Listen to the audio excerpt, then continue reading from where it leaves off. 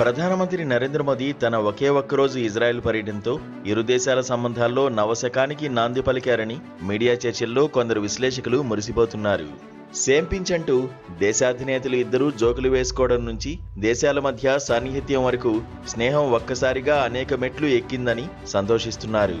ఇరు దేశాలు తమ బంధాన్ని అదనంగా ప్రత్యేక చేర్చి వ్యూహాత్మక భాగస్వామ్యం స్థాయిని పెంచుకోవడమే కాక రేపో మాపో స్వేచ్ఛా వాణిజ్య ఒప్పందాన్ని కూడా చేసుకోబోతున్నాయి. మిత్రుడి కంటే ఎక్కువని మోదీని నెతన్యాహు ఆత్మీయంగా ఆలింగనం చేసుకున్నారు. పర్యటన ఆరంభం నుంచి తిరిగి విమానం ఎక్కించే వరకు మోదీని క్షణం కూడా విడిచిపెట్టలేదు. అంత గౌరవంగా చూసుకుని ఎంతో ఘనంగా సత్కరించి పంపుతున్నప్పుడు మీరు వచ్చి మా ఆతిథ్యాన్ని స్వీకరించండి అని ఆహ్వానించడం మర్యాద కనుక మోదీ అదే చేశారు.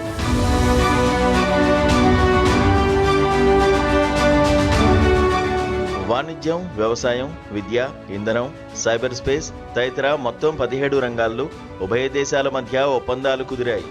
టెక్నాలజీ ట్రాన్స్ఫర్ ద్వారా మిలిటరీ హార్డ్వేర్ రెండు దేశాలు కలిసి అభివృద్ధి చేశాయి. దీర్ఘకాలిక భాగస్వామ్యం స్థాయి మరింత హెచ్చింది కనుక రక్షణ రంగంలో ఇజ్రాయెల్ సహకారంతో పాటు వాటా కూడా హెచ్చుతోంది. కృత్రిమ మేధ, క్వాంటం, కీలక ఖనిజాల రంగాల్లోనూ ఇజ్రాయెల్ సహకారం లభించబోతోంది. ఇక శాంతి, స్థిరత్వం, ఘర్షణలు, ఉగ్రవాదం ఇత్యాది పదజాలంతో మోదీ చేసిన ప్రకటనలు నెతన్యాహుకు ఎంతో సంతృప్తి కలిగించి ఉంటాయి. డిసెంబర్లోనే నెతన్యాహు ఈ పర్యటన తేదీని ప్రకటించిన నేపథ్యంలో మోదీ మద్దతు సాధించడానికి ఈ స్వల్ప సమయాన్ని నెతన్యాహు ఎంతో ప్రణాళికాబద్ధంగా వినియోగించుకున్నట్టుంది. ఈ ఏడాది ఆయన ఎన్నికలు ఎదుర్కోబోతున్న తరుణంలో మిగతా దేశాధినేతల రాకపోకలు ఆయనకు అవసరం. ప్రపంచమంతా తనను హీరోగా చూస్తున్నదని చెప్పుకోవడం ముఖ్యం. మోదీ పర్యటన ఈ విషయంలో ఆయనకు రాజకీయంగా ఉపకరిస్తుంది. 7 ఏళ్ల క్రితం పర్యటనలో కంటే మోదీని నెతన్యాహు అధికంగా కీర్తించడం, ఆలింగనాలు చేసుకోవడం అందుకే.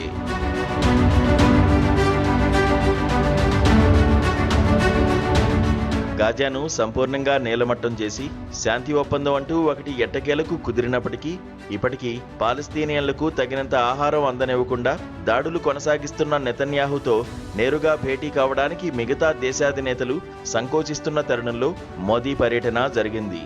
వేలాది మంది పాలస్తీనియన్లను సంహరించి లక్షలాది మందిని తరిమికొట్టి మహామారణకాండకు కారకుడైన నెతన్యాహు గాజా తదనంతరం వెస్ట్ బ్యాంకు సంపూర్ణ దురాక్రమణకు కుట్రలకు తెరదీసిన నేపథ్యంలో ముస్లిం దేశాలతో పాటు యూరప్ కూడా తీవ్రంగా గర్హిస్తున్నది.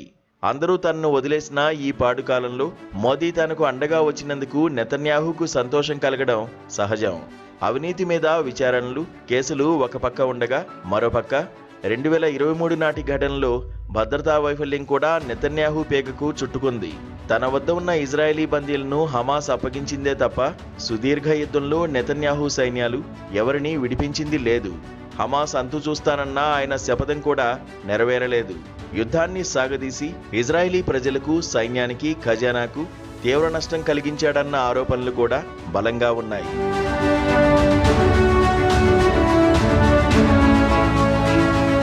ఈ నేపథ్యంలో హమాస్ ఉగ్రదాడిని ప్రస్తావించి ఆ ఘోర కలిలో అనేక మంది ప్రాణాలు కోల్పోవడం పట్ల భారత్ తన బాధను పంచుకుంటున్నదంటూ ప్రకటించిన మోదీ తదనంతరం నెతన్యాహు సాగించిన మారణకాండలో 72,000 మంది పాలస్తీనియన్లు ప్రాణాలు కోల్పోయిన ఊసెత్తకపోవడం ఇజ్రాయెల్ ప్రధానికి నచ్చింది. పశ్చిమాసియాలో శాంతి మీద భారత ప్రయోజనాలు ఆధారపడి ఉన్నాయని అంటున్న భారత ప్రధాని అక్కడి మిగతా దేశాలతో సత్సంబంధాల గురించి పెద్దగా పట్టించుకోకుండా ఇజ్రాయెల్ పక్షాన గట్టిగా నిలబడతామని హామీ ఇచ్చినందుకు నెతన్యాహు తెగ సంతోషించి ఉంటారు. మిగతా దేశాలు తనను యుద్ధపిపాసిగా వెలివేస్తే, అంతర్జాతీయ న్యాయస్థానం యుద్ధ నేరస్తుడిగా ముద్ర వేస్తే మోదీ వచ్చి పలుమార్లు ఆలింగనం చేసుకున్నందుకు నెతన్యాహు ఉపితబ్బిబ్బయ్యారు. విమానం ఎక్కబోతున్న మోదీని ఏకంగా ముద్దాడేంత ప్రేమ పొంగుకొచ్చింది అందుకే.